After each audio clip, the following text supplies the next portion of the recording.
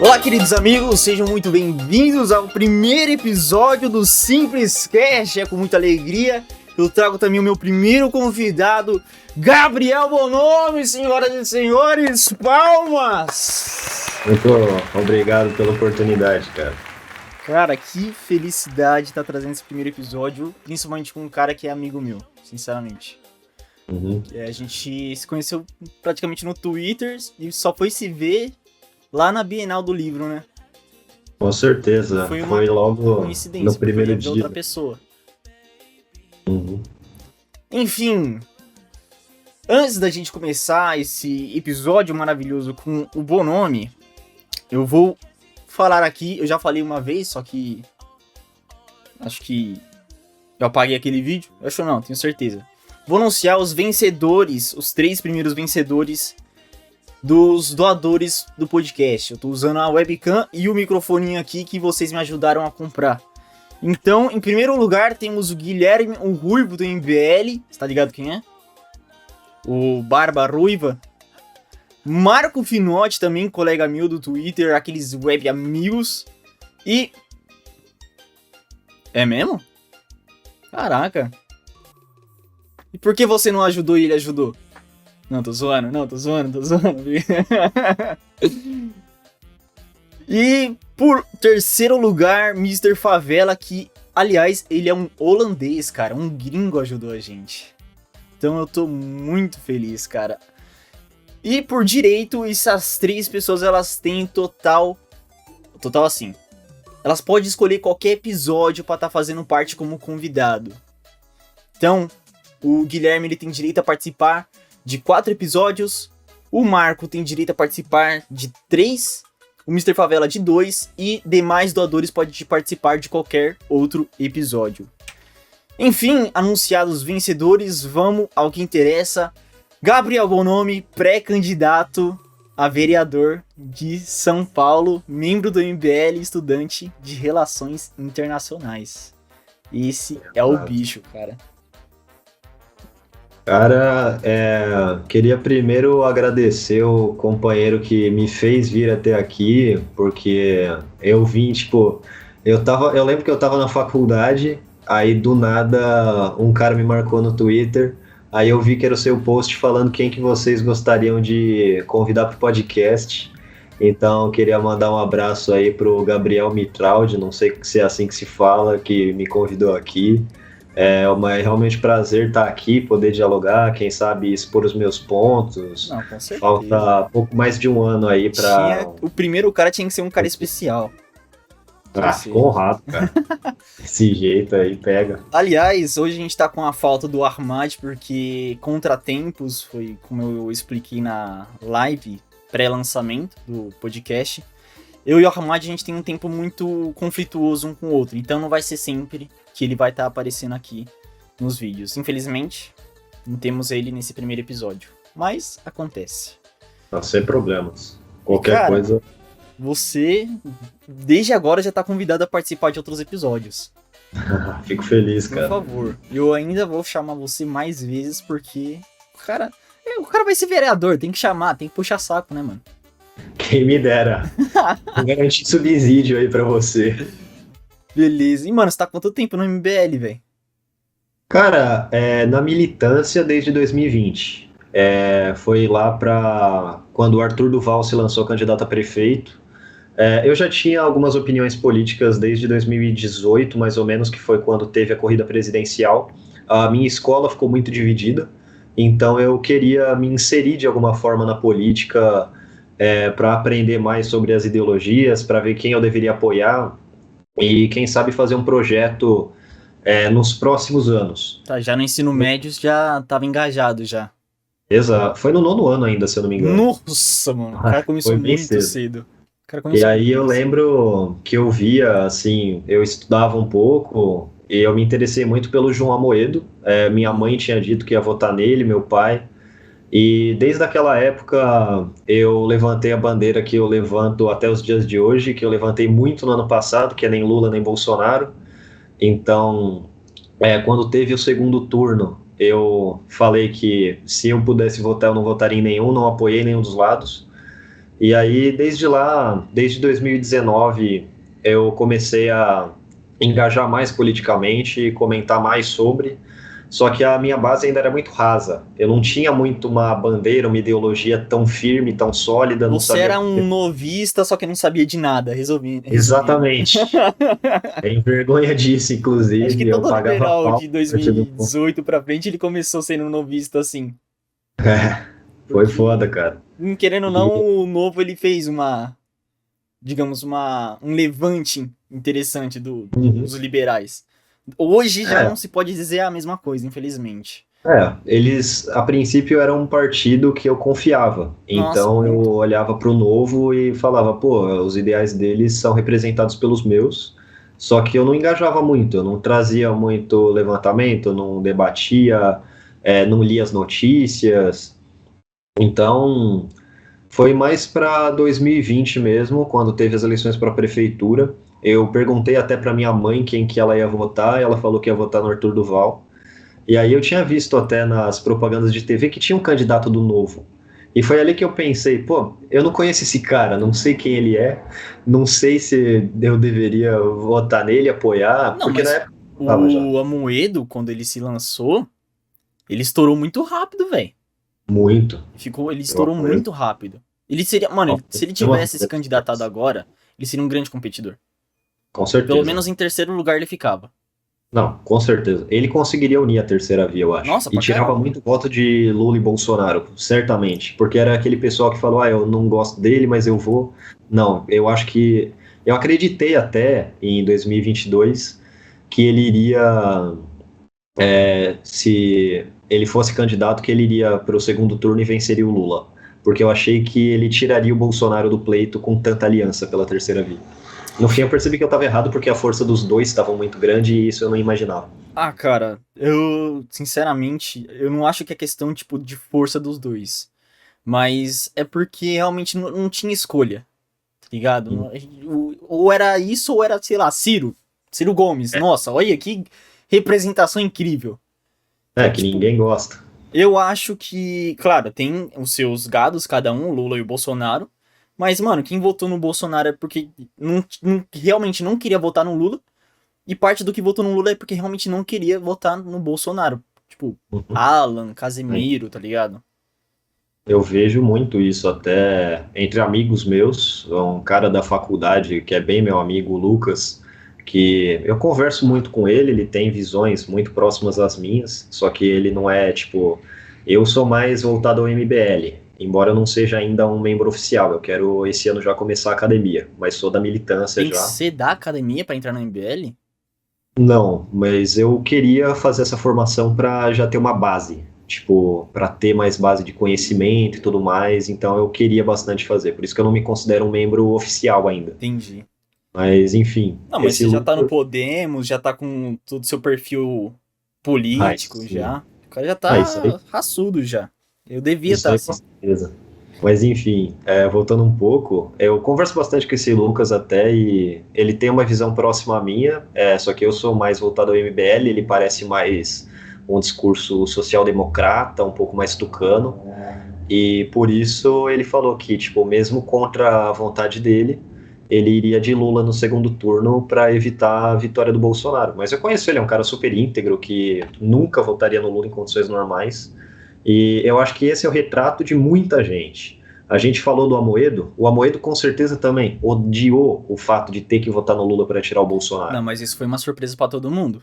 Muito, cara. Eu fiquei magoado naquela Ninguém. época. Nossa, eu ainda tô magoado. Então, o pior pra mim é ver o que ele se tornou, cara, de estar vendo assim, comemorando a vitória do Pacheco e tantas outras Então, coisas. Eu mano, eu espero não tô sinceramente que ele entendendo o volte. Twitter dele mais. Eu não reconheço Uhum. mais o Amoedo de 2018.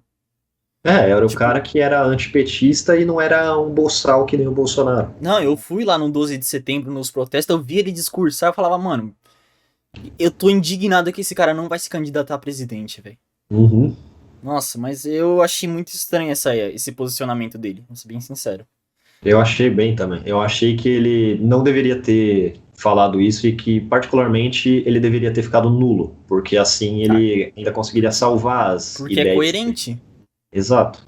Tipo, se Tipo, manteria eu não conheço nenhum coerente, tá ligado? liberal que votaria no Lula em Não, condições normais. Eu tipo, imagino que seja muito coerente. liberal votar no Bolsonaro, eu entendo.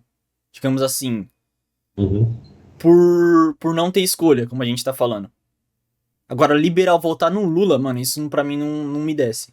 Não, com certeza. Liberal que vota no Bolsonaro é só ver todos os pelegos lá do Partido Novo. É basicamente o pessoal que ainda comprou esse discurso.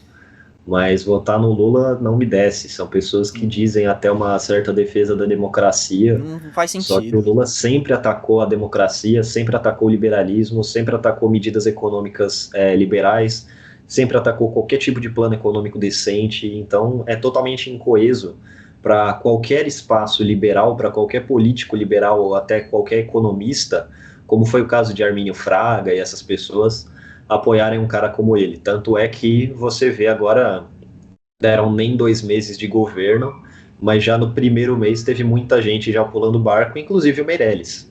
Ah, é porque, mano, é você, tipo, vota no cara já esperando o pior. Uhum. Então, eu fico indignado que é essa situação que a gente se encontra hoje. Não, eu Não também, cara. que. Olha a moto ali. Nossa senhora. Só uma moto aqui. Não que, tipo, na história a gente já teve. Nossa, que nomes incríveis. Nem mesmo Enéas era um. Digamos. Ele era muito radical, seu discurso, mas ele também não era uma opção, tipo, que você olha e você fala. Enéas era o cara. Ele era muito enfático no que ele falava. Eu gosto disso no Sim. Enéas. O Só cara que que ele tinha era bastante. estatista também. Uhum. Não, ele era um Eu não cara que entendo tinha. liberal que gosta do Enéas como ideal político. Liberal que gostar do Enéas é porque não viu, tipo, as propostas dele. Sim, exatamente. Só Eu que. particularmente Pode falar. admiro, tipo, a força dele, que ele tinha, assim, esse posicionamento, ele realmente acreditava naquilo, ele fazia Sim, uma força naquilo. Mas se for comparar as ideias dele com as minhas, eu nunca votaria nele. exatamente. Tipo, o que eu admiro no Enéas é que ele era um cara piamente fiel às ideias dele. E ele Exatamente. discursava, tipo, mano, com ódio de tudo que tava acontecendo. Uhum. Só que, Essa... ideologicamente, eu também não votaria no Enéas. Uhum. Enfim, Tem figuras assim, singulares que eu discordo completamente, mas que, de certa forma, por defenderem. É porque o Brasil se tornou um lugar em que ninguém tem um ideal fixo na política. O pessoal muda muito de acordo com o jogo, de acordo com a dança, e por isso você não vê alguém sendo fiel, você vê pessoas de um lado indo para o outro. Então eu admiro essas poucas pessoas que, por mais que eu discordasse veementemente dos pontos, que nem o Enéas, até que nem o Brizola, se for comparar um pouco mais no passado, eram pessoas que eu discordo completamente, mas eles eram fiéis à ideologia deles. sim. É por isso que, mesmo não votando no Ciro, eu, de certa forma, tenho uma simpatia com ele, porque desde muito antes, desde muito antes, ele está defendendo uma mesma bandeira e ele sempre carrega aquilo, ele acredita naquilo. São coisas que eu, particularmente, discordo totalmente, mas que me fazem, de certa forma, ter uma confiança, não diria uma confiança, mas tipo, ter uma certa simpatia com ele, por ser pelo menos um cara coerente. Uhum. Pra mim é tipo o PCO. O PCO é o único partido socialista barra Uhum. comunista que eu acho legal. Porque eles são Exato. coerentes, tá ligado? Com a ideologia. O E eles. pessoal joga pra todo lado ali. É Nossa, genial. a maioria da esquerda no Brasil tá mais mídia do que realmente pela causa operária, digamos assim. O Exatamente. PCO não, o PCO, mano, é enfático, mano. Eu acho muito incrível o PCO. Mesmo não concordando com nada, eu acho incrível o discurso deles. Uhum. Eles são umas poucas pessoas, assim, um partido que eu particularmente discordo em tudo, por conta principalmente do comunismo. Eu sou completamente contrário a tudo aquilo que o partido representa, mas eles conseguiram ser censurados pelo Alexandre de Moraes, Então, cara, simplesmente por defenderem o que eles querem. Isso mano, já é o, sensacional. o PT, nenhum PSOL, PCdoB, mano, nenhum o Xandão vai correr atrás. Agora o PSOL, PSOL, o PCO, mano, ele ataca tudo e todos, é maravilhoso. Eu acho incrível. Eles eram os caras de esquerda que eram contra o Alexandre de Moraes. Isso gerou Sim. até um burburinho dentro da esquerda. Ah, mano, é porque nem esses partidos que tá coalizado com o PT, nenhum deles gosta do PCO. Exato, velho. Porque, mano, porque nem não o PCO, digamos assim, ele é a verdadeira esquerda política. Eles são os caras que defendem basicamente o que Marx defendia. Sim, empiricamente. Exatamente. Baby, don't hurt me. Don't hurt me no more. Enfim, o que enrolou muito aqui já era pra gente falar sobre você, a gente falou sobre outra coisa. Estamos falando de Mano, PCO aqui, o agora pessoal sem entender nada. vamos falar um pouco sobre você, por que política, como isso se ativou dentro de você. Pô, cara, isso aí foi lá em 2021, se eu não me engano. Porque eu vi, assim, em 2020, o Arthur Duval sair grande daquela disputa para a prefeitura. Mesmo sem sair vencedor, ele saiu muito grande. Eu vi o Rubinho Nunes, que na época era do MBL ainda, ser eleito e fazer um trabalho excelente dentro da Câmara dos Vereadores. Foi incrível. Além do Kim Kataguiri na Câmara. Eu vi aquilo, tipo, eu vi o trabalho deles e eu falei, pô, esses caras são no meio de 513, no meio de 70, no meio de tanta gente ali.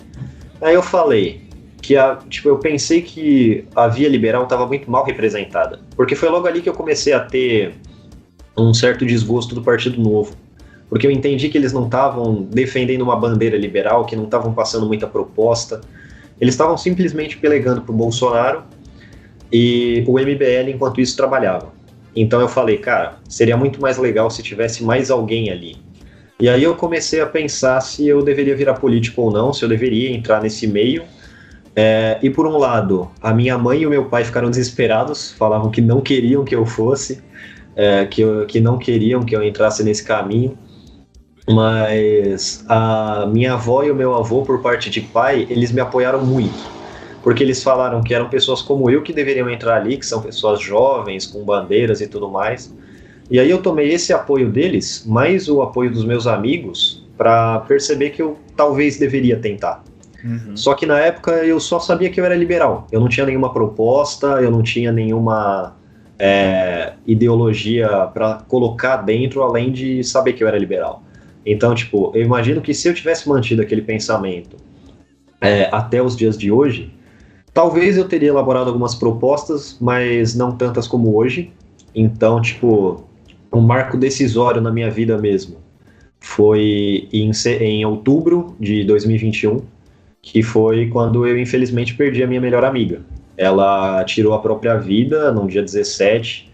Eu lembro que naquela madrugada eu estava conversando com ela estava mal, eu tentei conversar com ela e, de certo modo, eu consegui ajudar, então eu fui dormir tranquilo, pensando, legal, eu consegui meio que acalmar, eu acho. Aí chegou de tarde, eu fui ver o Facebook, recebi a notícia de que ela tinha partido. E aí, naquele dia, eu fiquei muito mal. Eu fiquei, acho que uma semana inteira muito mal. Falei até com um amigo meu que era da escola, que também conhecia ela, porque eu nunca tive a oportunidade de conhecê-la pessoalmente, ela morava muito longe. Morava em Ituverava, uma cidade que fica 5, 6 horas de São Paulo, mais ou menos. E eu estava planejando ir para lá nas férias, para poder encontrar com ela, não deu. Mas aí eu tomei a partir daquele ponto que aquela deveria ser a minha bandeira, o combate à depressão, porque a dor que eu senti, e que muitas vezes eu sinto até hoje, por ter perdido a minha melhor amiga, foi algo que, tipo, eu não desejava para absolutamente mais ninguém. Eu não queria que mais pessoas sentissem isso e também que mais pessoas sentissem a dor que é enfrentar a depressão. Porque eu mesmo já sofri de depressão, as minhas duas avós sofreram de depressão, o meu avô teve um início de depressão, que por sorte, assim, graças a Deus, ele não avançou muito nisso, mas eu já lidei muito com a depressão de perto, até mesmo com amigos, amigas da escola, com pessoas que eu conheci digitalmente, dentro de casa também. Minha mãe teve ali um certo período de instabilidade emocional por um certo tempo, que também não era depressão, mas eu via ela mal, eu via ela um pouco desmotivada, e parece que foi a partir daquele momento que eu percebi que eu deveria entrar nessa luta, porque nunca antes na política falaram de saúde mental. Nunca antes eu vi alguém entrar na política com essa bandeira, eu nunca vi alguém levantar essa missão que era de trazer a saúde mental para o debate público, para fazer propostas a respeito. Então, desde aquele momento, eu descobri que aquela deveria ser minha pauta, que aquele deveria ser o meu objetivo na política, e desde lá eu já tenho formulado várias propostas, até para diferentes áreas, mas o meu foco mesmo é o combate à depressão, que eu tenho, no momento, 23 propostas e tentando elaborar ainda mais.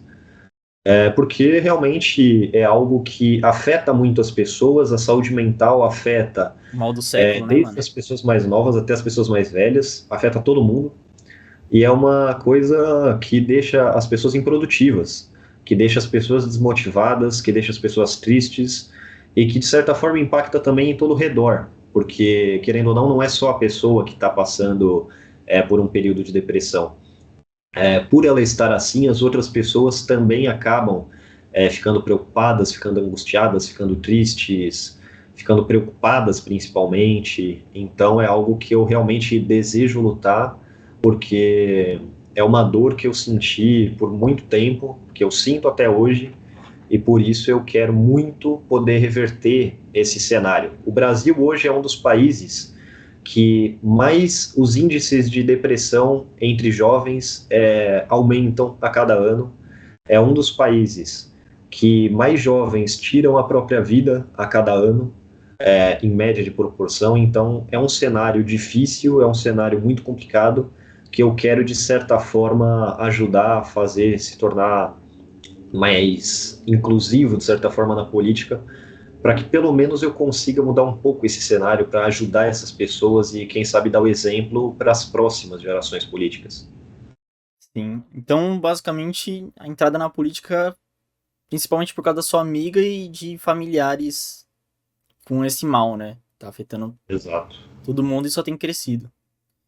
Aliás, você falou sobre o aumento, né, de suicídio.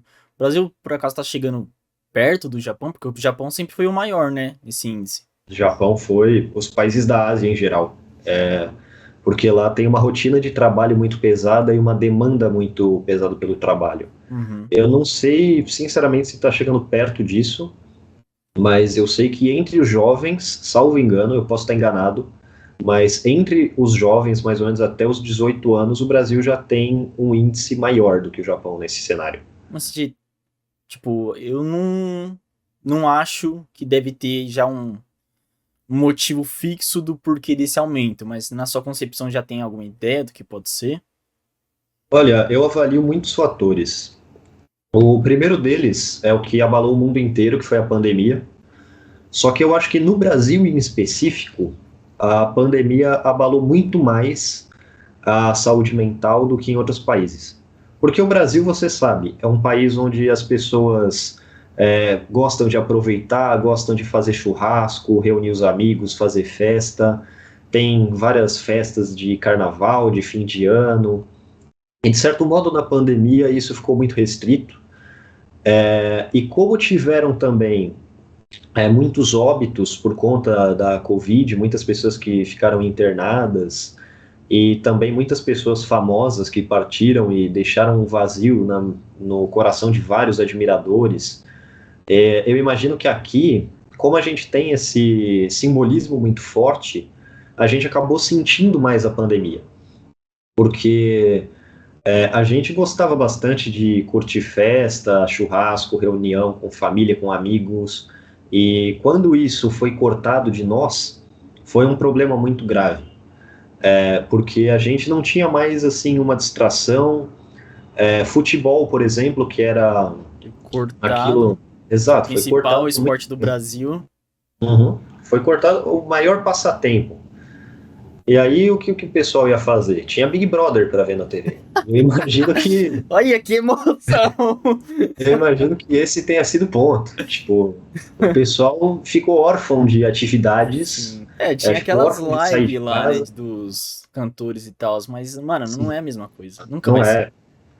Você compara, tem as lives assim de cantores, mas compara, por exemplo, alguém que já foi em um show desses cantores Uhum. e compara essa live. A pessoa já fica meio chateada por saber que tá naquela situação. E eu Sim. lembro que eu assisti uma live dessas de um cantor que eu gostava na época, e eu percebi que, tipo, não era a mesma coisa. Por Não mais que é. trouxesse uma certa euforia, um certo ânimo, não era muito bom. É como ver um videoclipe, né, mano? Não, Uhum, não traz a mesma emoção. exato. E principalmente não. Mesmo até acho que quem é mais introvertido, que não gosta de sair de casa, tipo eu, mano, eu senti pra caramba. Minha mãe, nossa, ela também não é muito de sair de casa, mas ela não aguentava mais ter a Uhum, sensação de estar presa em casa, tá ligado? exato. Então acho que realmente isso meio que pirou a cabeça de geral. Uhum, Só que, cara, a depressão é um bagulho tão louco que parece que é uma discussão que tá sendo recente, só que sempre existiu. Só que não diagnosticamente, digamos assim. exato. Cara, você vê. Aliás, ainda é considerado, por mais gente mais velha, depressão sendo um tabu, sendo coisa tipo frescura. Uhum. E eu acho, inclusive, que isso afeta muito o que eu falei sobre os jovens. Porque as pessoas mais jovens que estão vivendo esse aumento do ciclo de depressão, e muitas vezes elas também estão lidando muito. A Uhum. depressão entre os jovens, nos últimos 3 anos, aumentou coisa de 25%. Um a cada 4 Nossa. jovens no Brasil praticamente sofrem de depressão. E eu estava vendo também pesquisas de escolas, fizeram uma pesquisa aqui no estado de São Paulo referente às, aos alunos que sofriam de depressão, e um levantamento mostrou que 70% dos alunos da rede pública sofriam de problemas relacionados à saúde mental. Então eu imagino que seja uma série de fatores que estão aumentando o índice de depressão entre os jovens, e um deles é justamente esse de depressão ter sido tratada por muito tempo como um tabu, como mimimi, e é uma coisa que eu ouço até hoje. Quando eu vejo, por exemplo, jovens que passam por problemas nas escolas por conta de isolamento social, de bullying, por conta da pressão que é da escola em garantir boas notas e o aluno muitas vezes não consegue acompanhar o ritmo e por isso acaba tendo muitos problemas relacionados principalmente ao estresse e à ansiedade. Eu vejo também muitas pessoas nas escolas que acabam sendo vítimas de uma certa discriminação dentro da sala. Então, a partir desse momento em que as escolas eu não estou querendo culpar as escolas, deixando bem claro, não é culpa Não. das escolas, não é culpa das instituições, e sim das pessoas que estão ali, porque muitas delas, de certa forma, passam por muitos problemas relacionados às outras que estão fazendo algum tipo de ato errado.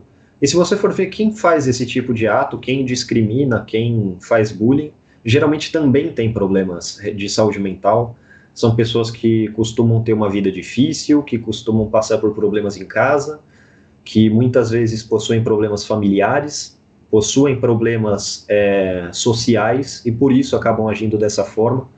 Então eu imagino que seja um ambiente, assim, a escola eu avalio que seja um ambiente que está se tornando um pouco nocivo, porque tem vários alunos que passam por problemas e as escolas não disponibilizam ali uma infraestrutura Essa adequada. parada é o que eu ia falar. O Exato. Brasil não tem preparo algum para esse tipo de situação. Ali, como você disse, Tinha, nunca foi pautado, né? Então exato. Na minha não escola tem como ter tinha, estrutura. se eu não me engano, 3 psicólogos. Uma delas para o ensino médio, uma para o ensino fundamental 2, e aí eu não lembro se tinha um para Ensino o ensino particular. ensino particular. A Mas aí eu penso, pública, a se pública eu ensino nunca vi. particular. Eu fui Uhum. da O pública e ensino nunca vi particular, isso. tipo, já são alunos que pagam uma mensalidade que tem condições de pagar terapia também. Uhum. Então eu vi muitas poucas pessoas desfrutando desse serviço, desfrutando assim desse mecanismo de conversar com alguém já dentro da escola para falar dos problemas que está passando, seja dentro de casa, seja na escola mesmo. E nas escolas públicas isso simplesmente não existe. Tem pouquíssimas vezes assim que eu vejo assim pessoas de escolas públicas falando de problemas de saúde mental como se pudesse ir resolver na escola, não conseguem, Nossa, eu porque lá nunca não vi tem. isso de ser resolvido na escola. Uhum. E eu vejo isso, tipo, eu me espelho muito por conta da minha, justamente. porque era uma escola que teve muitos alunos, inclusive tinha uma brincadeira entre nós, que era do ensino médio na minha escola.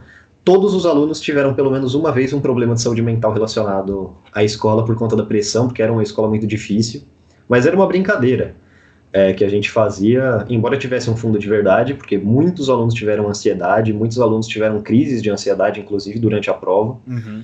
Então, eu via a escola como um ambiente que, de certa forma, colocava uma pressão que eu imagino que seja natural, só que não tinha um método para que os alunos conseguissem, de certo modo, dialogar, assim, ter um espaço para se soltar. Então, eu acho que se tivessem terapeutas, é uma das minhas propostas, inclusive, colocar terapeutas, psicólogos em escolas públicas, para garantir que elas tenham essa ajuda, porque eu imagino que se não tivesse esse programa na minha escola, por mais que poucas pessoas usaram, as que usaram eram, de certa forma, mais felizes, conseguiam liquidar melhor os problemas, conseguiam lidar melhor com a pressão e por isso conseguiam melhores notas, conseguiam um sossego, de certo modo. Então eu imagino que isso deveria ser espalhado por todas as outras escolas, porque é algo que realmente ajudaria quem precisa, quem passa por esse tipo de problema, seja dentro ou fora. É um espaço cômodo, porque muitas vezes as pessoas não querem falar com os pais, com os familiares, justamente porque é um lance que na época deles era um tabu, que na época era mimimi. Então as pessoas, os alunos, meio que se fecham para a família. Então eles têm um espaço para falar, que são os amigos. Só que os amigos não possuem uma formação. É claro, eles podem ajudar, eu também não tenho formação nenhuma. Todo mundo que já passou comigo fala que eu sempre fui um apoio muito forte, mas eu não sou nenhum psicólogo formado nem nada. E os pais das pessoas muitas vezes ainda carregam essa visão estereotipada. Então, se tivesse um psicólogo dentro das escolas que estivesse aberto a ouvir os problemas dos alunos, seria com certeza algo muito melhor. Não só isso, mas também mudar, né, o modelo educacional, que é muito suprimido, muito, como se diz? Esqueci a palavra. Arcaico, digamos assim. Não sei se chega a ter algum modelo em algum outro país assim mais desenvolvido que... Foda, mano. É complicado, cara. Aqui sempre tem um motoqueiro. algum Mas sobre modelo os no países mundo. tem, cara. Tem programas que eu vejo na Alemanha, principalmente, de saúde mental nas escolas. E muitas vezes eu me espelho em alguns desses países, porque eles adotam posturas em que os alunos não ficam tão pressionados, não ficam tão complicados assim no modelo de ensino.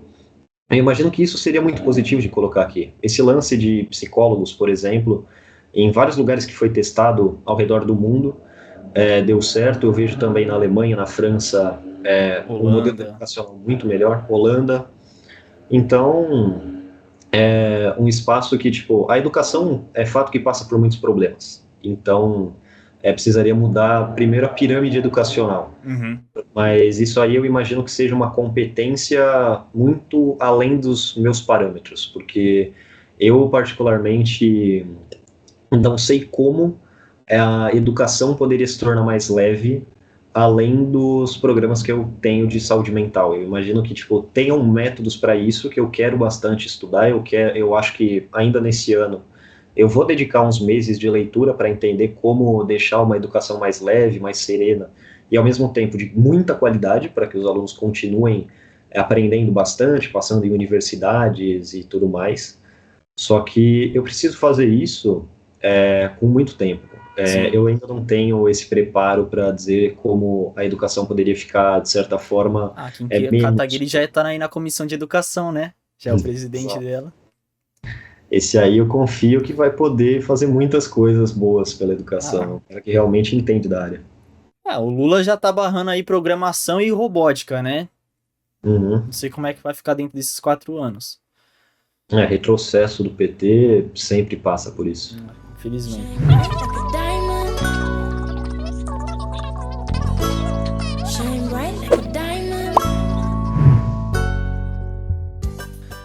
Aproveitando essa parte da educação, você é estudante de relações internacionais. Eu me pergunto, por que, mano? O cara é enfático em negócio de depressão e Olha. tá nas relações internacionais, velho.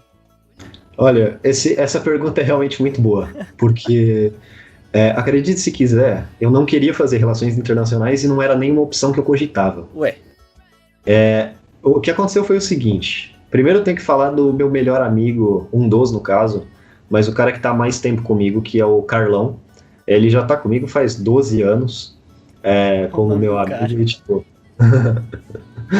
Mano, esse cara, ele é um cara que tem uma proximidade muito forte comigo. É um cara que sempre foi o meu melhor amigo na escola, sempre estava do meu lado. E a gente formou uma amizade muito forte, a ponto de a gente sair muito e a família dele também me acolher muito. Eu fiquei muito tempo ali na casa dele, saía. E em uma dessas saídas que a gente teve, eu queria muito fazer economia na época. Porque eu falei, tá, economia é um curso que me atrai, que depois, graças a Deus, eu percebi que não era meu. Mas eu entrei, assim, com o pensamento de que eu queria fazer economia, porque era uma coisa que me ajudaria muito na política, já que naquela época eu não entendia tanto de economia, então eu pensava, tipo, eu deveria fazer isso para me preparar, assim, quem sabe, para um futuro político, já ter essa base econômica. Aí eu me inscrevi para a Unicamp, que é a faculdade que eu sempre gostei, eu tenho uma simpatia muito forte, porque, de certa forma... Aqui infelizmente vai ter um corte, porque teve um problema técnico, mas quando for pular não vai mudar muita coisa. Desculpa. E com isso, eu fracassei ali, tipo, no vestibular, eu consegui 42 de 48, tipo, a nota de corte ali era 48, então eu fiquei por muito pouco. E eu tentei a FGV depois, ainda para economia, só que naquela época, assim, durante o vestibular da FGV, tinha uma parte lá de matemática que eram 30 questões para fazer em 2 horas. A primeira questão eu demorei 15 minutos. Mano, 30 questões em Então- 2 horas, velho. Uhum. A primeira questão eu demorei 15 minutos. E o resto, todas as outras questões eu simplesmente não sabia. Então eu fui passando, tipo, a 2 eu não sei, beleza, vou chutar. Fui pra 3. A 3 eu não sabia, beleza, fui pra 4. Foi passando isso, quando chegou na 27, se eu não me engano, eu falei, pô, eu não sei de nenhuma. Sério, eu passei, tipo, Talvez matemática- economia. o pior é que matemática era o meu forte. Sim. A minha avó foi professora de matemática, eu era muito bom em matemática Nossa, na que escola. orgulho que você deu pra ele. Foi chegar em matemática, tipo, era o meu forte na escola, mas eu cheguei pra ver no vestibular, eu percebi que eu não estava tão preparado. E aí eu desisti da GV naquele momento. Eu tive uma crise de ansiedade durante aquela prova, por isso eu achei melhor desistir. Apertei o F5 para reiniciar tudo, perder tudo aquilo que eu tinha feito e não fiz o resto. Eu não apareci no segundo dia, tipo, era online, mas eu não fiz. Eu fiquei muito mal porque, de certa forma, eu sabia que eu queria entrar ali em uma universidade. Só que aí eu pensei, tá, eu não passei na Unicamp, eu não passei na FGV, e aí eu tive uma conversa assim com meu amigo e com a mãe dele, e ela falou, por que você não tenta fazer SPM, para Relações Internacionais? Aí eu falei, pô, Relações Internacionais? Aí ela falou, sim, você que quer ser político, que gosta de política, ia gostar muito do curso. Aí eu falei, não sei, assim, eu comecei a ver mais sobre o curso. Aí eu descobri que em Relações Internacionais, o leque de coisas, principalmente na grade da SPM, era muito aberto. Tinha coisas de economia, que eram os conceitos econômicos, comércio exterior, tinham diplomacia, assim, relações internacionais aplicadas, ciências políticas, ensinavam muito sobre política, sobre direito internacional, sobre tantas coisas ali que ensinavam, até sobre marketing. E aí eu falei, tá, quem sabe, né? Eu já me lasquei nos 2 primeiros, eu vou tentar uma terceira vez. Eu me inscrevi literalmente no último dia para a prova. Assim, eu cheguei lá e falei, mãe, eu tava na escola. Eu falei, mãe, me inscreve na SPM, eu decidi fazer. Aí ela fez ali a minha inscrição enquanto eu tava na escola. Eu fui conversar com esse meu amigo no intervalo, porque ele também tinha prestado, então ele já sabia. Porque o vestibular da SPM era uma redação e uma entrevista. Ele já tinha feito entrevista. Nossa, entrevista? Uhum. Meio que tipo, você recebe um tema, enfim, eu não posso fazer merchan da faculdade aqui, mas é bem legal. E tipo, eu decidi tentar. a minha entrevista tinha ficado agendada para o dia seguinte à minha inscrição. Então eu tinha um dia para me preparar. E a redação tinha ficado para sábado, mas a redação eu não estava muito preocupado, porque eu sempre fui, assim, eu sempre tive um talento para fazer redações espontâneas, inclusive sobre temas que eu não gostava. Então, eu fiz ali a entrevista, Arriscado, tranquilo. porque você era bom em matemática e descobriu que não é mais. Isso aí é complicado. Mas eu tentei ali, eu fiz a entrevista, fiz a redação, aí eu lembro assim que ia sair o resultado no primeiro dia da semana de provas, que tinha tipo as provas finais, o resultado ia sair logo no primeiro dia. Aí eu tinha feito as provas, voltei para casa, aí eu fui ver ali no site, não tinha saído ainda, fui ver no meu e-mail e tava lá, parabéns, você foi aprovado. Aí eu falei, mano, legal, assim, eu passei na faculdade. Só que não era, tipo, eu fiquei muito feliz, eu comecei a me identificar com a SPM, mas não era ainda aquilo que eu queria. Aí, quando eu entrei no curso, demorou 2 semanas, mais ou menos, para eu decidir se era aquilo que eu queria fazer ou não. E a resposta foi a mais fácil da minha vida. Era realmente muito melhor do que eu esperava. Porque eu queria muito economia justamente porque eu não sabia muito sobre economia. Só que eu acho que não seria uma área que me interessaria tanto quanto relações internacionais. Eu fui perceber isso depois que eu entrei no curso. Porque lá diziam sobre empreendedorismo, sobre economia, sobre marketing, sobre política, sobre tantos outros temas, e abordavam de uma forma que eu achava muito boa. Era muito melhor do que abordavam nas escolas, e eram temas que eu gostava bem fora da economia. Tinham lances ali de economia, estudei no semestre passado microeconomia e agora eu vou para macro, mas era realmente algo que eu passei a admirar, passei a achar incrível. E no fim eu percebi que relações internacionais me abriu muito mais portas do que economia abriria, porque economia eu acho que eu ficaria muito fechado na síntese de que eu tenho que ser político. Relações internacionais me abriu a porta de que eu não conhecia, por exemplo, diplomacia tão bem. Eu falei, diplomata, legal, você sai assim, você representa uma empresa, representa um país, mas eu não achava tão curioso quanto depois. Aí eu passei a me encantar por toda a área de diplomacia, por toda a área que envolvia as relações internacionais em si, e eu passei a me identificar muito. Eu percebi que, de fato, o meu fracasso na GV e na Unicamp, no fim, tinha um significado. E é aquilo, Deus sabe o que é o melhor pra gente. Então, por mais que foram 2 abalos que eu não tinha passado, a que eu passei foi muito melhor. Então, me identifico muito com a SPM, gosto muito da faculdade, gosto muito do curso. Ele me ajudou muito a pensar em propostas, a conhecer pessoas que me ajudavam nesse cenário. Então, eu carrego a SPM comigo e esse curso de uma forma muito boa. Tenho até no celular o símbolo aqui da faculdade, de tanto que eu me identifico, muito porque se tornou uma casa pra mim. E tem aula com o Rock? Não, infelizmente. Mano, nossa, velho. Só porque eu queria saber logo quando eu entrei, ele ia se candidatar. Então, eu não pude ter aula com ele porque ele estava licenciado. Aí eu não sei se semestre que vem, no caso, nesse semestre já, faltam 2 dias para começar, mas eu não sei se nesse semestre o pessoal do primeiro semestre vai ter aula com ele, ou se algum outro vai ter. Eu não sei se ele ainda está licenciado ou se ele vai voltar da aula. Lá vem moto de novo. Mas eu realmente queria ter essa oportunidade de poder conhecer o cara. É incrível ter aula com o Rock. O cara é muito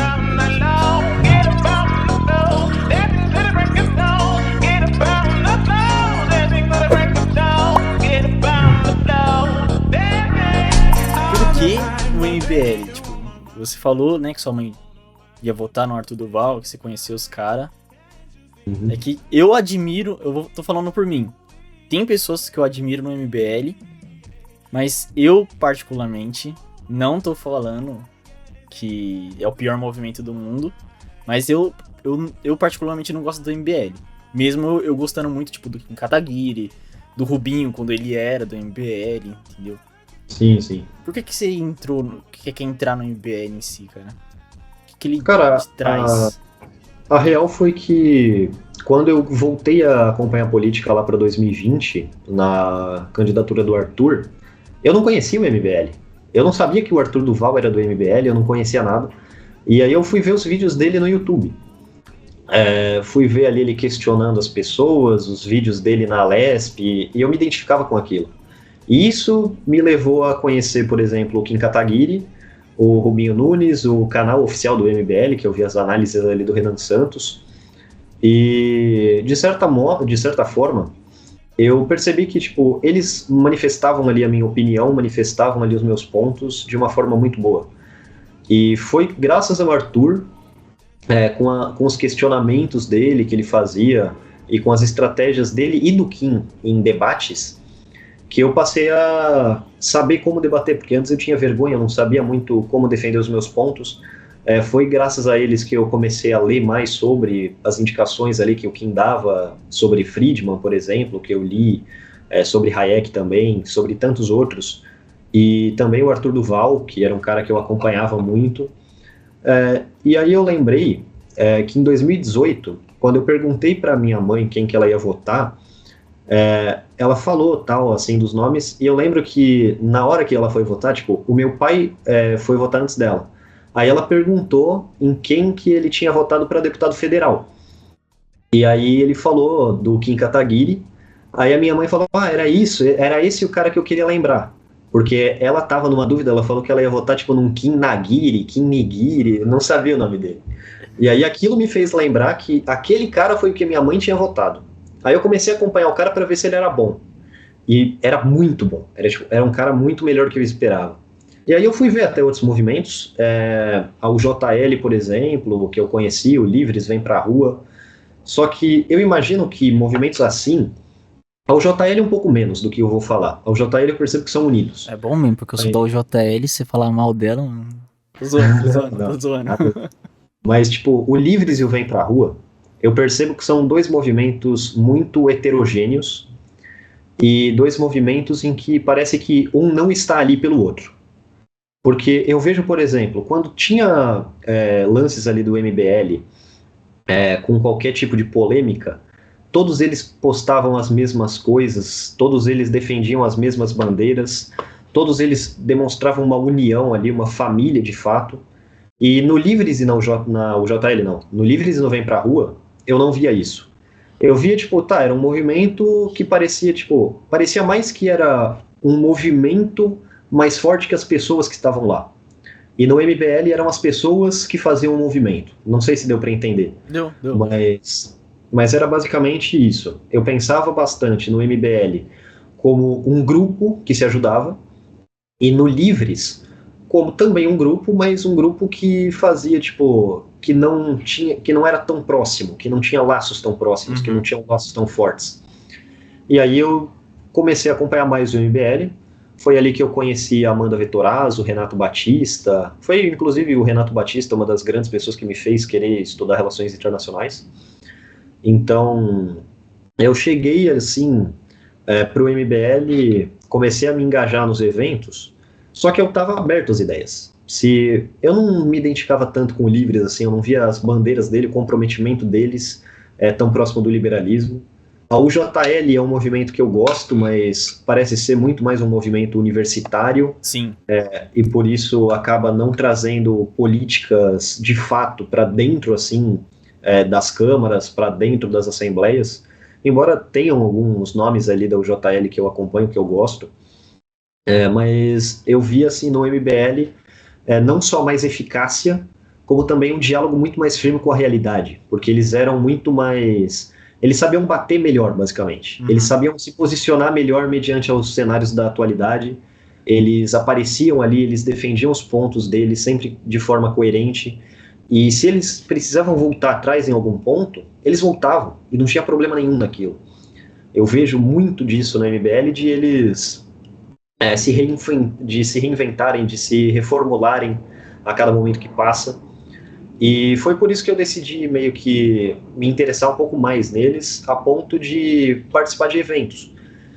Eu fui na manifestação do 12 de setembro, e naquele lugar eu fiquei num campo do Vem Pra Rua. Eu não sabia, na verdade, onde que era o campo do MBL, então eu fiquei num lugar ali do Vem Pra Rua, vi algumas palestras, vi ali alguns discursos. Nando Moura tava lá, não tava? Tava. Eu vi a palestra dele ao vivo. Inclusive foi depois dela que minha mãe quis ir embora, mas... Mas é isso. É, eu fiquei lá por um tempo e eu acompanhei, tipo, eu conheci o Vem Pra Rua por lá e o JL. Tinha ali uns campos da UJL, tinha uns campos do Livres. Aí eu olhava, tipo, tinha algumas pessoas com a camisa do MBL e eu percebi que o MBL estava do outro lado. Então eu acabei não pegando o MBL ali, mas eu conhecia aqueles outros movimentos e eu percebi, tá, são legaizinhos, mas cadê a firmeza, cadê a postura? Quem é que são os líderes desses movimentos? Tipo, é claro, tem grandes pessoas no Livres, deputados, pessoas que eu acompanho, assim como no Vem Pra Rua, mas são pessoas que, honestamente, não demonstram uma liderança tão forte quanto um Kim Kataguiri, por exemplo, quanto um Arthur Nossa, o Duval. Kim é incrível, mano, a liderança que ele faz. Ele, mano, Exato. eu E, acho, tô falando isso por mim, eu acho que o MBL não merece o Kim, cara. O Kim é pois, outro aí patamar, mano. eu acho que o MBL é o contrário. O MBL merece o Kim justamente porque foi o Kim que fez o MBL ter Não, esse significado. isso de fato. Só que do meu ponto de vista, acho que o Kim tá acima do MBL, cara. Não Cara, tipo de, como que eu posso dizer? Não que ele seja melhor que o MBL. uhum, Só que eu acho que às vezes o MBL ele mesmo se conflui. Porque o Renan, queira ou não, ele sempre tá falando um negócio que o professor olha pra ele e fala, tipo, mano, o que você tá falando? uhum, O Kim, eu acho que ele sempre foi muito coerente. Apesar que o MBL, ele sempre foi coerente com as suas próprias ideias. Isso eu não posso negar. Isso é um elogio que eu faço ao MBL. Ele nunca desviou do caminho. Tipo, do que eu vejo, por exemplo, do Vem Pra Rua hoje, muito bolsonarismo do Vem Pra Rua. muito. O E o MBL não, o Ulisses MBL foram sempre se preocupados. comprometeu, chegou a apoiar o Bolsonaro em 2018? Chegou. Mas é porque era uma alternativa contra o Lula. E eles já tinham, assim, uma perspectiva de que o Bolsonaro não seria tudo isso. Tipo, Exato. Só não imaginavam que ia ser uma merda que nem foi. Então, tipo, o Kim já tava. Os caras chamam o Kim Kataguiri de traíra, que o MBL é traíra. Mas, mano, os caras já tava eleito antes de apoiar o Bolsonaro, tá ligado? Então não Exato. faz sentido. Mas, tipo, eu não acho que o MBL ou o Kim, tipo, eu não acho que o Kim esteja acima do MBL, nem que o MBL esteja acima do Kim. Eu acho que, na verdade, os dois, de certa forma, se colaboram. Até porque o Kim faz parte do MBL, Sim, então é eu acho que não é um tão dos correto. cabeças, né? Eu acho que não é tão correto colocar ele como alguém separado, mas muito do que o MBL faz, do que o MBL age, do que o MBL acredita, é representado pelo Kim lá dentro. Então o Kim é basicamente a versão do É o MBL dentro da Câmara porta-voz. dos Deputados. Uhum. Então, eu imagino que, tipo, por mais que ele tenha. Sim, ele ficou muito grande, ele ganhou uma notoriedade muito forte. Mas eu não diria que ele tá acima ou que ele tá abaixo, porque, de certa forma, ele ajuda o MBL, assim como o MBL ajuda ele. E sobre o Renan, é claro, tem várias divergências, tem muitos pontos que eu não concordo com pessoas ali do movimento, mas que no fim é um campo de ideias, é um campo de debates. Sim. Eu vejo, por exemplo, o MBL dando muitas oportunidades para o Bisotto, que é um cara nacionalista, que de liberal não tem nada, e para tantas outras pessoas que vão na onda nacionalista também. Eu vejo ali, por exemplo, o Eric Zanon, do MBL do Espírito Santo, que fogem assim de um padrão homogêneo e liberal. São vários setores, várias vertentes que no fim se adicionam, no fim acabam agregando muito um ao outro. E eu vejo isso também nas divergências que se encontra com o Renan, com o Arthur, com o Kim, com o Guto e com tantas outras pessoas, porque eles possuem métodos diferentes, possuem crenças diferentes, mas acima de tudo possuem sempre um bom debate, um respeito acerca das opiniões diferentes. O Ricardo Almeida, por exemplo, e o Renan são pessoas que, de certo modo, são diferentes em muitos pontos, mas que conseguem fazer um debate harmônico, um debate interessante para pensar em um plano de país, assim como todos ali. Então eu imagino que tipo seja isso que me fez também querer o MBL, o fato de ser um palco aberto para discussões, aberto para debates, aberto para novas ideias, aberto para sugestões, e isso é algo que eu vejo como muito raro em outros movimentos. Uhum. Não, o MBL, é, Eu não sei se um dia eu faria parte do MBL ou não. É que hoje eu sou do JL. Acho que tem cara do MBL que tem raiva de mim porque eu entrei no JL. Mas eu acho que essa parada do MBL, ele ser mais. Ele se expandir mais nas áreas é uma grande vantagem pra ele. Porque, como você falou, tipo, o JL é mais universitário, de fato. O JL ele é Exato. bem mais universitário. O Livres e o Vem Pra Rua, cara, já não tem mais tanta notoriedade quanto tinha. Não, o Vem Pra Rua morreu após Morreu. Praticamente. E o Livres eu vejo como uma reunião de chazinho, em que, sei lá, pessoas bebem chá e discutem democracia, amor, vacina. É basicamente isso pra mim que se tornou livre. Então acho que, tipo, nessa área o MBL realmente ele tem o seu destaque. Só que eu acho que ele podia se abrir ainda mais. Se ele quer realmente almejar que em 2026 ele seja um partido. Porque ele tentou uma vez e não conseguiu.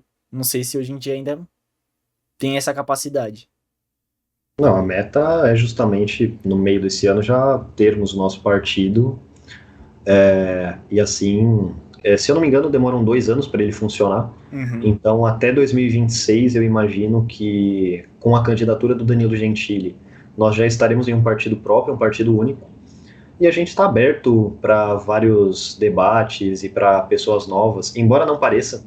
Eu vejo muito isso falando, tipo, tem um pessoal que é de fora do movimento que pensa que o MBL é muito fechado nas suas bolhas. Eu penso assim. Eu vou ser sincero. Não, eu vejo também. Você, tantas outras pessoas, é uma coisa que eu ouço sempre. Mas aí eu paro para pensar. Com quem o MBL esteve nos últimos anos e que articulação eles conseguiram fazer? Aí tem ali pessoas que, de certa forma, o MBL, de fato, não tem assim uma concordância, como o Ciro Gomes, como a Simone Tebet, Alessandro Vieira. No caso da Simone Tebet e o Ciro, o MBL sempre teve uma postura mais de ataque, mas são pessoas que, de certo modo, entraram ali para conversar conosco. E também no último congresso, a gente trouxe o Eduardo Leite, que é um governador de um estado que foi eleito em uma das discussões políticas mais fortes ali, quase ficando de fora do segundo turno, por conta do Edgar Preto, que não lembro se era ele o candidato do PT, mas eu lembro que ele ficou quase, tipo, por 20 mil votos, ele foi pro segundo turno.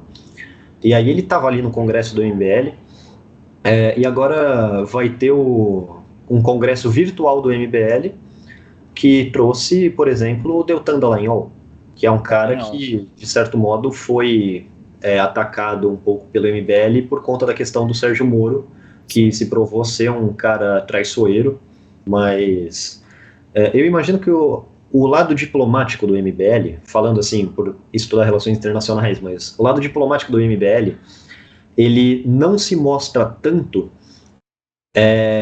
nas redes sociais para tantas pessoas. É por isso que você tem esse pensamento, por exemplo, e tantas outras pessoas. E eu, de fato, eu entendo. Na verdade, no meu caso, é uma experiência mais interna, vamos dizer assim. Mas eu não vou entrar no assunto. Sim, sim. Mas eu imagino que, tipo, seja isso. O MBL tem habilidades diplomáticas. Eles conseguem conversar com várias outras pessoas. Por isso que a gente tem até uma relação pacífica com o Ciro Gomes, que sempre esteve ali. O Ciro estava lá no 12 de setembro. Exato. E estava lá também o Amoedo, estavam lá tantas outras pessoas, que de certo modo a gente tem contato, e a gente tem outras pessoas assim que são mais próximas de nós. A gente conseguiu, por exemplo, trazer o Pedro Duarte para nós. Então, eu imagino que a diplomacia do MBL não aparece tanto, que a gente acaba de fato ficando um pouco mais nas nossas bolhas, só que essa é uma questão mais externa, porque internamente a gente mantém diálogos muito fortes com várias outras pessoas, inclusive com pessoas de outros campos, e que eu imagino que até 2026, se o projeto for bem consolidado, se o projeto conseguir alcançar a meta que a gente planeja, vai reunir pessoas de diversos campos políticos, vai ser uma aliança em torno de uma nova via política, em torno do Danilo Gentili, mas com bases muito fortes políticas, que pode contar com aliança de governadores, com aliança de prefeitos, com aliança de outros deputados. que, de certo modo, até pensam de uma maneira diferente, ou até mesmo, sei lá, antagonistas históricos do MBL, que tenham uma boa relação diplomática com a gente fora, assim, da conversa diplomática, sabe? Sim. Fora da conversa de ideias em É si, o que a gente o conversa. Kim falou no Flow, se eu não me engano. A gente vai fazer um toma lá da cá, mas um toma lá da cá decente. Exatamente.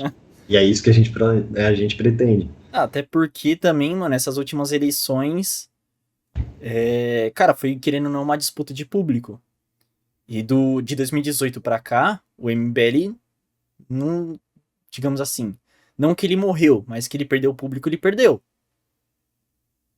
Eu, de certo, assim, depende muito, na minha opinião. É, O é que, MBL tipo, continua muito forte. eu olhando assim pelas votações do Kim Kataguiri, tá ligado?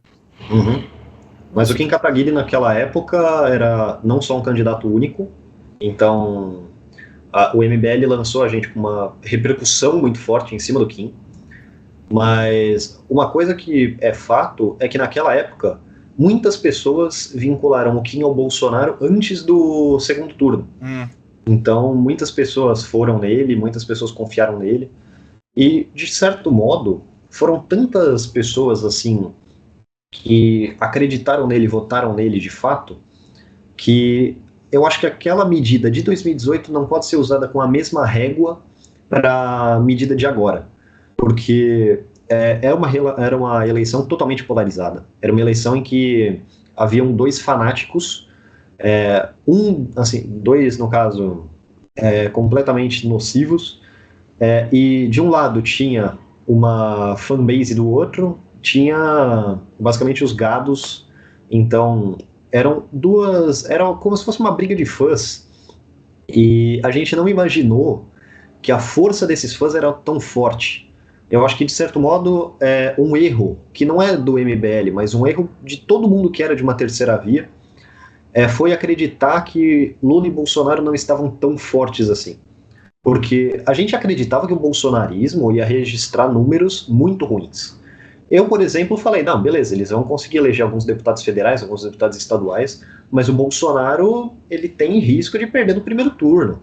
O Bolsonaro tem risco de ficar com, sei lá, pode ser até menos, mas ele pode ficar com 40%, e o cara conseguiu ir muito, colocar uma base no Senado, que eu não imaginava, tanto que eu particularmente achei que o Marcos Pontes não ia ser eleito.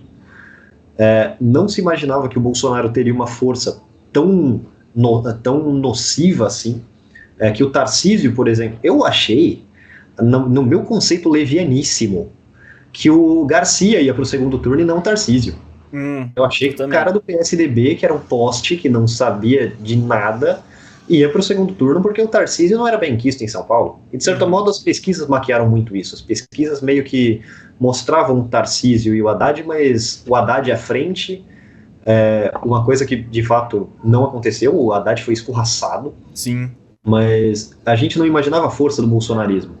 Eu imagino que, por esse divisionismo, muitas pessoas acabaram deixando, assim, de certo modo, a eleição muito mais dividida.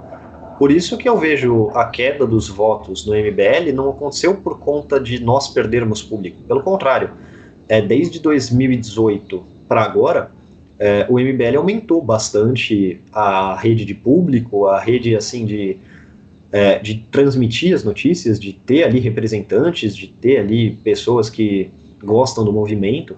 Só que a expansão do MBL foi muito nacional. E aqui em São Paulo, de certo modo, a gente imaginou que a força que o MBL tinha nacionalmente ficaria só em São Paulo. Por isso que eu imagino que o Kim tenha ficado com menos votos. Entendi. A gente imaginou, por exemplo, que, sei lá,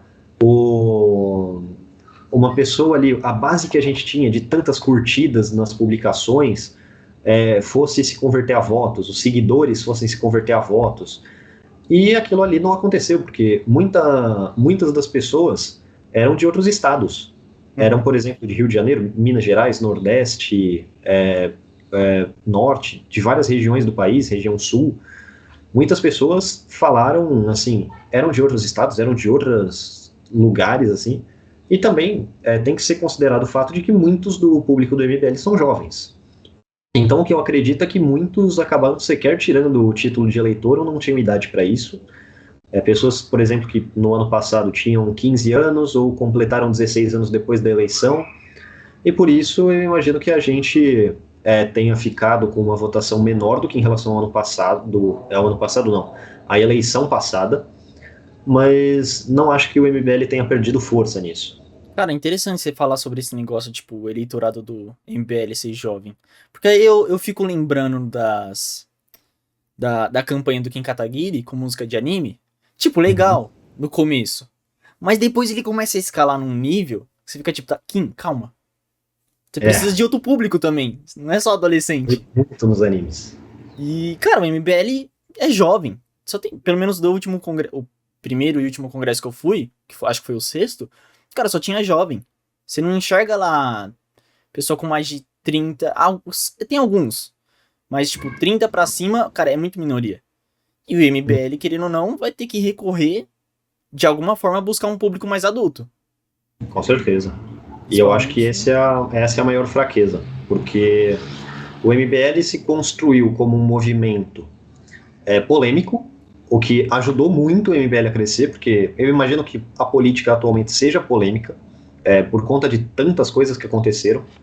Só que essa polêmica acabou descendo muito nos jovens, porque as ideologias liberais em si estavam muito escassas. A gente defendeu o liberalismo muito fortemente, por muito tempo, é uma bandeira que continua, só que eu não vejo o MBL mirando um público mais adulto da mesma forma que mira um público mais jovem. E o espelho disso foi a eleição do Kim.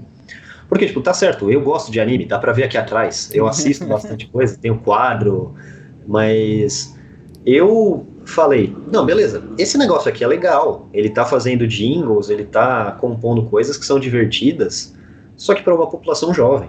Sim. Ele não tá mirando, por exemplo, um eleitorado mais assertivo, que já tem uma certa idade, que busca propostas, que busca soluções, que busca projetos, e isso nunca faltou para o Kim. Nunca faltou para ele propostas mais assim, mais avantajadas, mais bem estruturadas. Eram coisas que de fato o Kim sempre foi muito bom. Só que de certa forma ele acabou maquiando aquilo. E eu acho que, tipo, de certo modo a estratégia dele não foi ruim. Só que ao mesmo tempo ele perdeu muito com isso. Tanto é que quando eu fui conversar com os meus pais para definir quem é que eles iriam votar, eu perguntei para eles, tá, mas a minha mãe no caso, ela já definiu que ela ia votar em alguém próximo de mim, né? Aí eu falei, tá, você vai votar no Kim ou no Beraldo? Ela falou, Beraldo. Aí eu perguntei pro meu pai se ele votaria no Kim ou no Beraldo, ele falou que ia votar na Tabata Amaral, que era uma pessoa que ele é meio suspeito. Ele sempre se identificou com a bandeira que a Tabata levantava, que era de educação. Mesmo eu tendo falado para ele que a Tabata tinha algumas atitudes recentemente que não eram muito positivas, a aproximação dela com o PT foi uma delas. Sim. E meu pai, inclusive, criticou isso, mas ele falou que ele acredita nas propostas da Tabata para a educação. Mas quando eu fui perguntar também para outras pessoas, que eram, de certa forma, mais adultas, a tendência delas era de preferir o Beraldo. Porque o Beraldo conseguiu construir um lance político mais sério. Os vídeos dele eram sérios, eram vídeos que abordavam a realidade de uma forma dura, que ele falava daquela forma que todo mundo falou, devolva o Brasil para esse cara, porque ele tá indignado, ele tá revoltado com isso. E ele falava com muita propriedade, com muita assertividade e com muita coerência. E as propostas ele sempre estava lá para divulgar, ele tinha um estilo mais americano, que foi o que foi usado na campanha dele, que deixava ele com um tom mais sério. Uhum. O Kim era o candidato mais jovem. Eu imagino que a estratégia dos dois foi diferente, e o Beraldo não foi eleito porque a base do Kim estava muito forte, a divisão de votos não foi feita de uma forma assim que os dois conseguissem se manter, e também eu adiciono o fato de que a eleição estava muito polarizada. Então o Beraldo acabou ficando um pouco abaixo assim dos demais que de fato colaram em alguém. Mas eu via aquela propaganda de marketing assim dos dois, e eu achava ambos muito bons. Só que aí eu pensei, por que não misturar um pouco dos dois Por que o Kim não pode, por exemplo, fazer uma campanha com um tom mais sóbrio, com um tom mais sério também, além de engajar o eleitorado jovem, que é o eleitorado que gosta dele porque ele é legal, porque ele assiste anime e também porque ele faz boas políticas? E por que o Beraldo não pode se inclinar também para jovens? Porque o Beraldo era o eleitor do Beraldo, em geral, era o pessoal que estava um pouco mais adulto, pessoas em torno de 30, 40 anos. E, claro, tiveram alguns jovens, porque o movimento cobrava bastante disso, mas o eleitorado dele, se você fosse separar os dois, assim, em uma média de pessoas fora do movimento, o Beraldo era um candidato para pessoas, assim, mais adultas, por conta do modo como ele se posicionava. Então ele poderia ter feito algo que deixasse ele mais jovem, assim, que deixasse ele com uma impressão melhor entre um eleitorado mais próximo, assim, 18 anos, 20 anos, porque eu imagino que assim os dois lados poderiam ganhar muito, não só dentro do MBL, mas principalmente fora, com o pessoal que, sei lá, pega os santinhos, que vê as propostas, que vê os projetos, que vê a divulgação nas redes sociais. Eu imagino que essa poderia ser a melhor alternativa para que o MBL, por meio do marketing, conseguisse emplacar mais pessoas. Justamente por esse meio de equilibrar temas sérios e temas mais jovens. Eu acho que essa é minha única crítica com o Kim Kataguiri. Porque ele já tinha o eleitorado dele. E ele podia ter justamente se abrido mais ao público adulto. E acho que não somente ao Kim, mas ao MBL em si, porque parece que o MBL não traz tantos rostos não existe. Tantos rostos novos. Oh, meu Deus, que difícil! Rostos novos. Parece que o MBL não traz isso. Parece que pelo que eu sinto, pelo que eu vejo, MBL quer sempre trazer os mesmos rostinhos. O Kim, o Arthur, mesmo que agora ele não pode se eleger. A Amanda, mas mesmo assim a Amanda não conseguiu passar, infelizmente. E é uma parada que eu me preocupo de o MBL não conseguir expandir sua base dentro desses 4 anos, né, contando com esse. E apoio pra quem, tipo, quer começar agora, igual você. Eu não vejo o MBL dando voz ou dando palco pra quem quer começar agora, entendeu? Olha, esse ponto eu vou discordar de você por 2 motivos. O primeiro deles se chama Guto Zacarias. Ele é um cara jovem que nunca tinha se candidatado antes, teve a missão muito difícil de honrar o legado do Arthur Duval, junto com o Renato e com a Amanda, que infelizmente não conseguiram se eleger. Mas o Guto era um cara muito jovem, que ganhou muito preparo, que ganhou muita notoriedade dentro do movimento. Ele era um cara que estava desde 2016, se eu não me engano. Ele entrou muito cedo e ele sempre foi um cara que tinha, assim, uma notoriedade dentro do movimento, uma notoriedade interna, mas não era aquilo que você via fora. E quando a gente viu a proporção que o Guto estava tomando no TikTok, porque ele conseguia dialogar com o público jovem e também sabia dialogar com o público mais velho por conta das habilidades dele em debate, dos posicionamentos dele, eu acho que o Guto, até falando um pouco do assunto que a gente acabou de levantar... O Guto foi... é o Holiday que deu certo. Tipo isso, mas basicamente, tipo, o que a gente estava falando agora, o Guto é o cara que conseguiu misturar o Kim e o Beraldo, basicamente. Sim. Porque ele conseguiu fazer tanto os jovens quanto as pessoas mais velhas se interessarem nele. Então eu imagino que esse tenha sido um ponto que ajudou muito ele. E quanto aos novos nomes do MBL, tem a academia. A academia que forma várias pessoas, deixa elas como coordenadoras, que dá um preparo, instruções, ajuda muito a revelar novas pessoas. E eu imagino que, por enquanto, a notoriedade deve ser construída por cada um. Eu estou tentando construir a minha ainda sem a academia. Quero fazer esse ano, espero conseguir, espero juntar esses recursos financeiros para que eu consiga bancar a academia. Mas eu imagino que o MBL está se renovando, principalmente graças à Academia MBL, graças a essa formação de novas lideranças que eles propõem dentro do movimento, inclusive lideranças que se fazem dentro do próprio movimento, assim, em outras regiões. Porque o MBL é fato que sempre foi muito forte aqui em São Paulo, mas nos outros estados não tinha muito uma base forte do MBL lá. Tanto que a gente tentou emplacar o Bétega, que foi quase eleito, simplesmente porque o partido dele não conseguiu a quantidade de votos, e Sim. eu volto a dizer, o Novo é um partido incompetente por não ter deixado esse cara, que era, com certeza, o melhor deputado estadual da história do Paraná, ser eleito, Sim. mas a base dele foi muito forte. A gente teve quase 10 mil votos para o Samuca Chang, lá em Santa Catarina, uma campanha que foi feita um pouco às pressas e que ninguém conhecia ele antes, assim. Eu, por exemplo, quando falaram que ele ia ser candidato, no caso, quando ele ainda era pré-candidato, eu não conhecia. Eu passei a acompanhar ele depois. A Beca Moraes também, que era uma liderança mulher do Nordeste, lá da Paraíba. Essa eu não conheço, não. Eu acho ela, sinceramente, uma mulher incrível, por conta da força que ela tem.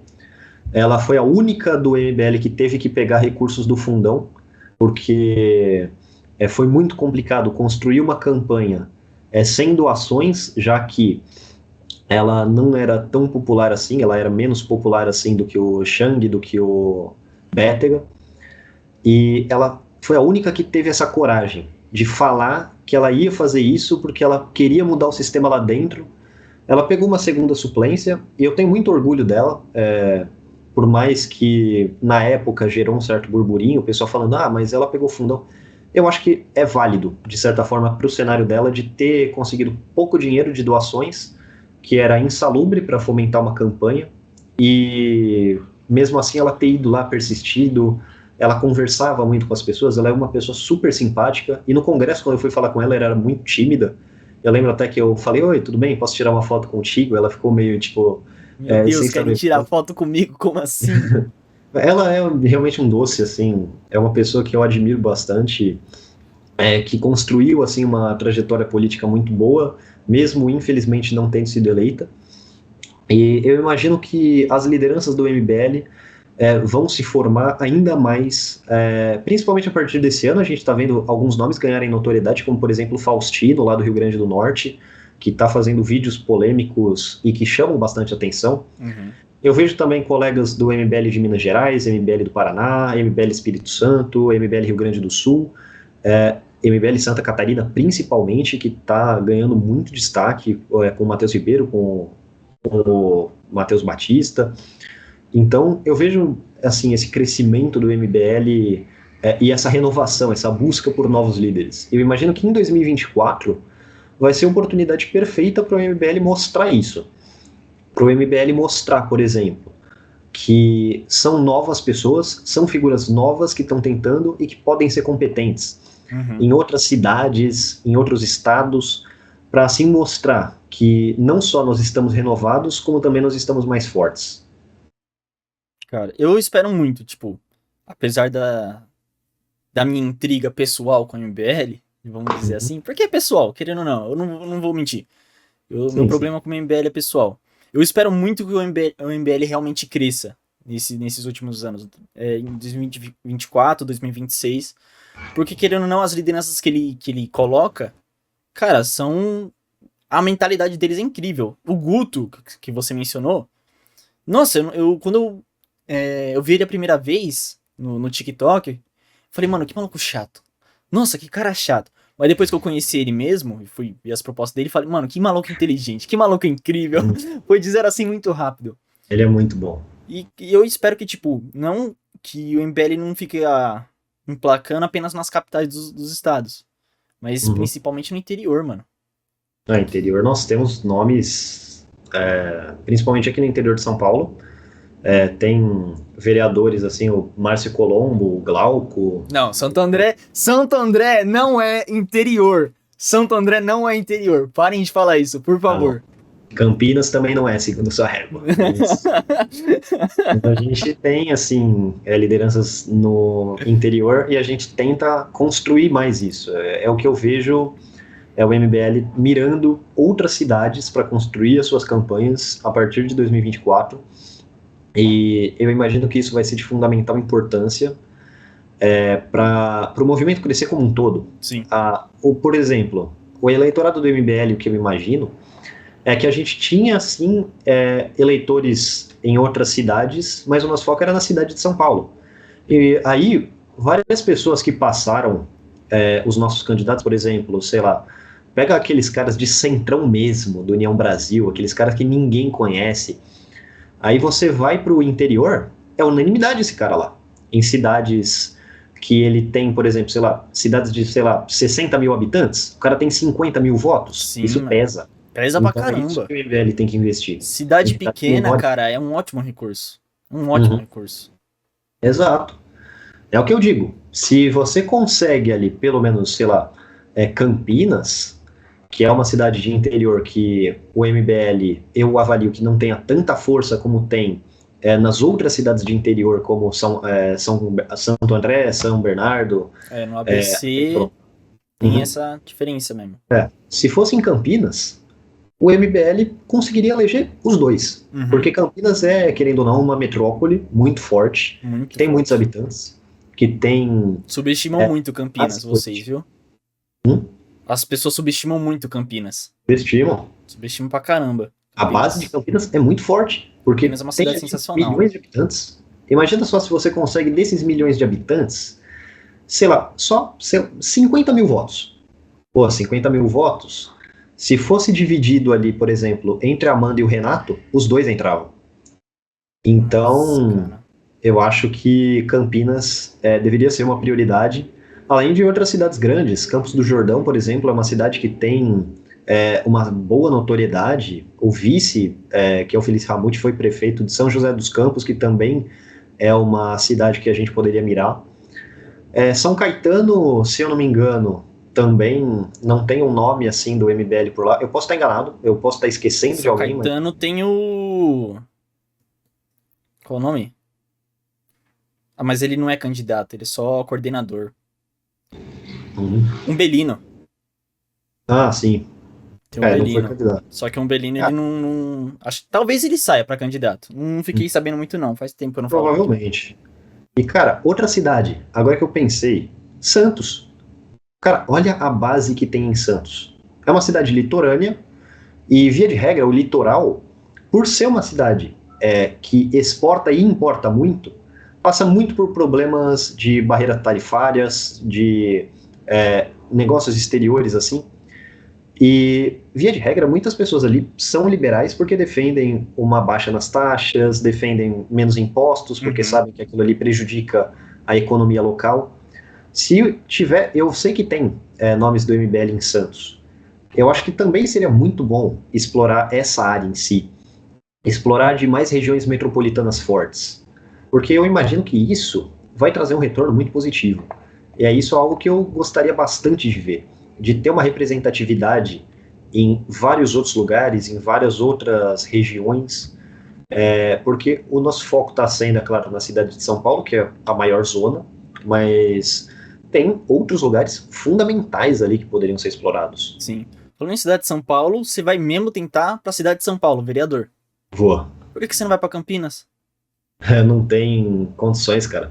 Pô, Eu moro aqui faz 13 anos, 14 anos, então não tem outra escolha que não ficar por aqui, mudar a cidade onde eu cresço, a cidade onde eu vivo, e também porque, querendo ou não, eu me desliguei muito.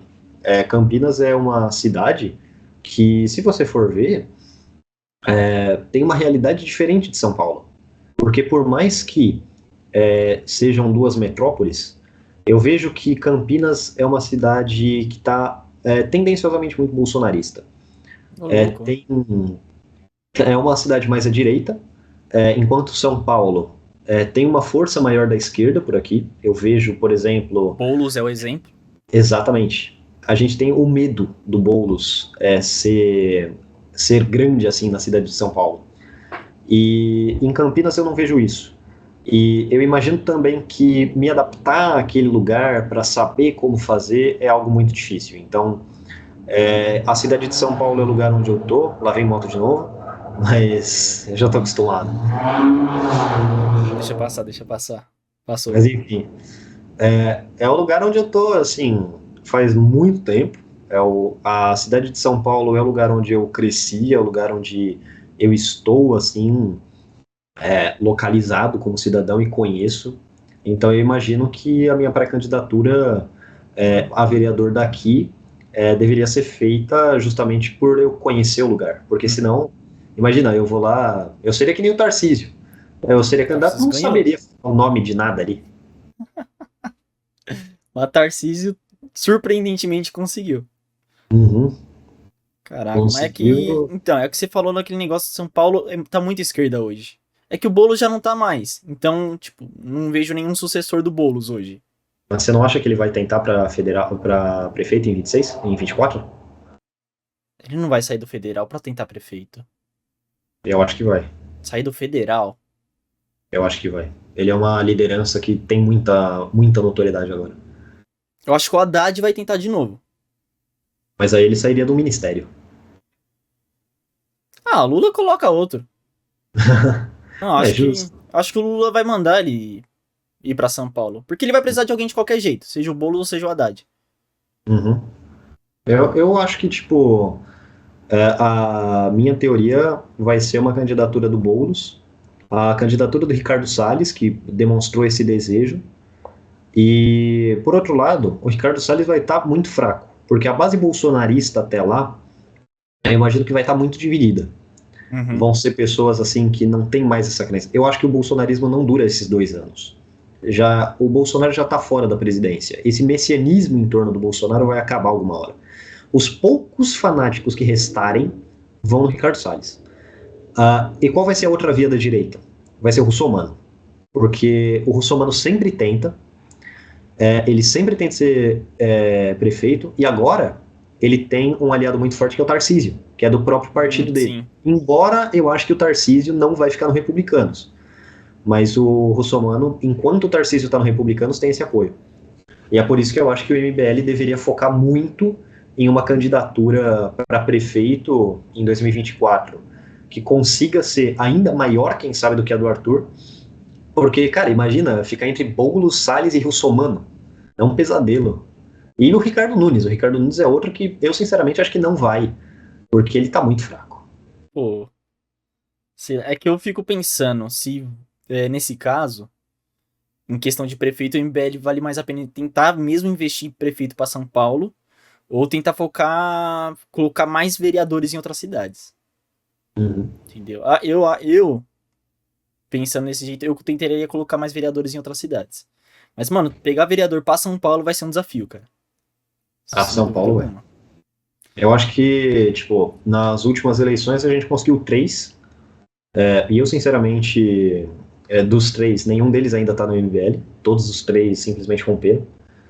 O Rubinho ainda tem relações amigáveis, eu diria. Tipo, ele não se afastou tanto. Mas o Holiday se tornou um caso perdido. Não, o Holiday... Mano, eu não entendo o Holiday.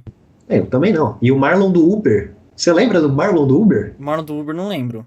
Então, ele era o terceiro cara que foi eleito. Eu não sei onde ele tá. Tipo, eu lembro que ele saiu deputado federal pelo MDB. Não deve ter sido eleito, mas eu realmente não sei. Eu não faço a menor ideia do que esse cara tá fazendo. Tipo, o MBL, eu lembro que, como ele tava no Patriota e tal, a base do MBL, que era só o Holiday, se tornou o Holiday, o Rubinho e ele. Só que eu não conhecia nada do cara, e o cara meio que simplesmente saiu meio que na porta dos fundos. Uhum. Então eu acho que se o Holiday, o Rubinho e o Marlon tiveram votos próprios, o MBL vai conseguir, de certa forma, mais força. Porque foram eles que foram impulsionados, saíram. Eu imagino que as expectativas pra gente vão ser mais otimistas agora, porque antes, eu vi, por exemplo, o Arthur Duval, ele teve 500 mil votos. O vereador mais votado do MBL, que foi o Holiday, chegou com menos de 70 mil, se eu não me engano.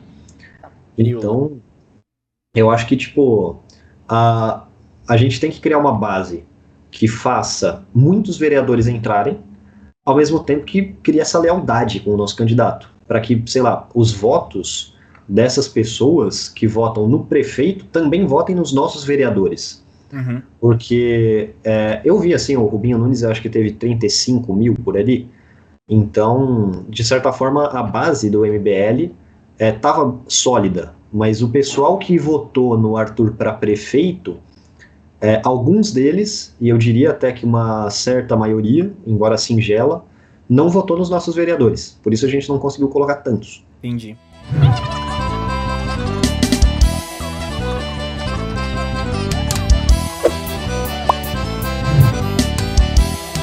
Cara, 1h30 já de conversa.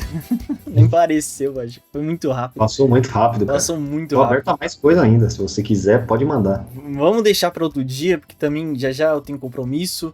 Cara, faz seu merchan, fala alguma coisa aí pro pessoal, fica à vontade, seu momento agora. Ah, beleza. Eu queria só agradecer essa oportunidade que eu tive, que eu recebi de falar contigo. É a primeira entrevista que eu dou como pré-candidato, então é realmente um ótimo espaço para eu poder dialogar, para eu poder compartilhar os meus pontos, as minhas ideias. Quem quiser me seguir nas redes sociais é gbonome_sp. Então, no Twitter, no Instagram, embora eu não uso mais o na Instagram. descrição pra quem quiser. Beleza. Eu não uso mais o Instagram, mas enfim, podem seguir lá. E é isso, cara. Eu fico feliz em receber isso e eu espero que nas próximas reuniões que a gente for fazer, porque eu sei que terão mais, eu possa compartilhar mais as minhas propostas, compartilhar mais as minhas ideias, o foco que eu tenho no combate à depressão, a minha luta, a história que me levou a isso, é algo que eu vou divulgando nas redes. Eu também tenho bastante preocupação com a cultura. Eu sou escritor, poucas pessoas sabem disso, mas eu escrevo livros, eu escrevo poemas e eu tô quase terminando um livro, faltam pouquíssimos capítulos assim para ele ser lançado. Então, a cultura é um setor que eu também quero ajudar. Eu também luto muito pelos direitos humanos, pela causa animal. Vou ter propostas que eu estou formulando para educação, para saúde pública, não só para saúde mental, para segurança e para tantas outras áreas. E eu gostaria de contar com o máximo de apoio possível das pessoas nas minhas redes sociais, para que elas possam, de certa forma, me ajudar nisso, a criar essas propostas. Eu estou sempre aberto a receber sugestões. Eu interajo com todo mundo, qualquer pessoa que quiser responder, assim, algum tweet. No Twitter o cara interage com todo mundo. Vai na fé que o cara é Eu responsa. falo, eu respondo, eu... Tá com quase 1.000 seguidores no Twitter agora. Faltam 97, se eu não me engano. Tá lá. Tá quase. Então, eu fico muito feliz em poder conversar contigo e poder expor esses meus pontos inicialmente. E eu espero que nas próximas eu possa ainda mais falar daquilo que me fez ir para a política e também, é claro, falar das minhas propostas, que é algo que eu imagino crucial para um pré-candidato. É isso, cara. Me sigam lá, acompanhem a minha jornada. Já vou deixar outra agenda já, porque tem muita coisa pra falar ainda. Tem realmente... Da coisa só do Bonome tem muita coisa pra falar ainda. Porque a gente entrou muito no assunto do MBL e política nacional, mas referente ao Bonome tem muita coisa pra falar. Muita coisa. E o Bonome... Se eu sou de São Paulo, eu voto no Bonome. Vou ser bem sincero. Eu fico feliz com isso, cara. Mas não, Bonome... dos caras que eu conheço... Ele é um pouco torto? É um pouco torto. Pô, esse cara queria votar na Simone Tebet, mano. Nossa, não. Ah, não, calma. Eu votei nela e me arrependo amargamente. Mas é um cara convicto das ideias. Eu gosto muito do Bonome. Eu acho que o MBL não merece o Bonome. Vai me queimar com os caras, eu ainda nem sei, velho. Eu espero que você cresça bastante, que o MBL consiga fazer um partido, que você consiga entrar nele sem problema nenhum. E, cara, eu sei que você faria uma gestão do dinheiro público, né, que todo vereador tem que fazer querendo ou não, recebe pra isso. É sensacional, como o Rubinho já fez, o Holiday já fez. Apesar que o Holiday hoje... Eu não gosto de falar do Holiday, eu tô triste com ele. Mas que, cara, que você seja um exemplo tão grande, até maior do que esses caras um dia já foram, sinceramente. Que a gente possa se encontrar lá na Câmara dos Deputados, mano. Assim eu espero, mano. Para um plano futuro, quem sabe. Futuro a Deus pertence, eu espero que ele seja gentil comigo. Isso. Essa foi a entrevista de hoje com o Gabriel Bonome. Siga nas redes sociais. Vai estar tudo na descrição. E um beijo. Até a próxima. Até mais. Convidado. Tchau, tchau. All this